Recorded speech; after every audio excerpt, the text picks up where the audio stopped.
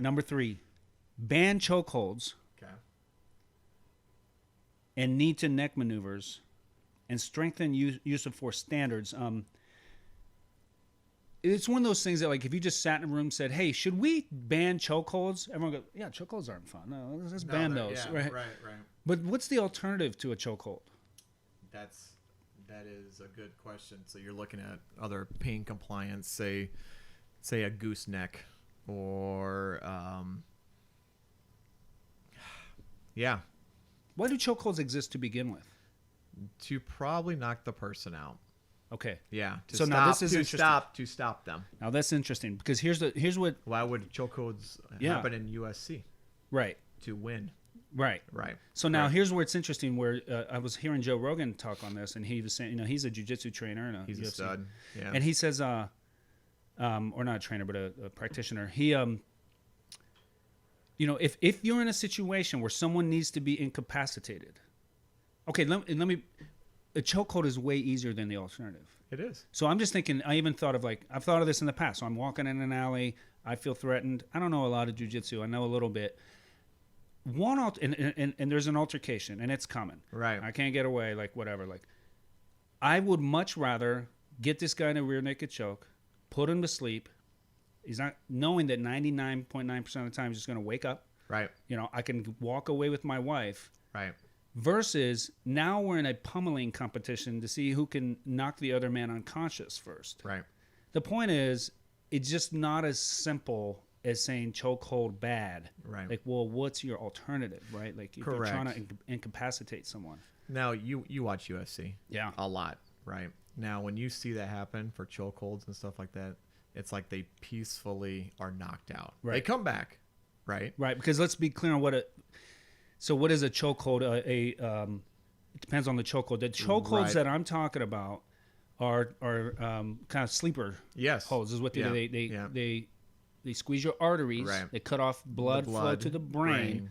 Your brain goes to sleep. You let go, and then a little while later you, like, revive. We're Right. not talking about asphyxiation. We're not talking about Correct. stopping someone's breathing, which Correct. would then interrupt their heartbeat. Like, Correct. And so that's right. So then now take that where you're in the UFC ring, person wakes up, they raise their hand and everything, and the match is over. You and I have both seen a lot of UFC fights where people get knocked out. That doesn't look so pretty. Right. Like they hit a certain artery, and I mean they're out cold. They fall straight to the ground. They hit their, You're right. There's two different type of things, because you're in the alley with the guy, and what happens if he knocks you out? I mean, you go cold and you fall straight and you hit your head on the ground. And then my wife's there. Yes, exactly. She'd choke him out. Yeah, there you go. She would. But my point is that it's just these things. I don't necessarily read that ban chokeholds and think that that's going to be good. I think there's just a lot of, like, well, maybe, like, what are the options? Why are these things happening? Do you train jiu-jitsu? No. That's a problem, man.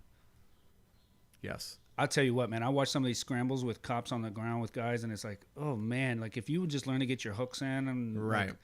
some basic ground maneuvering, like, you Right. would, You'd because be- most of the population has zero jiu-jitsu training. Correct. If you had even like a 3% competence, you're but going to do you're well. way above. You're going to do well. Choke people out pretty quick. Right. I mean, in Iowa, it's revealed very quickly. If you get in a fight, usually people are wrestling you because we're just Iowans. Yeah. Yeah.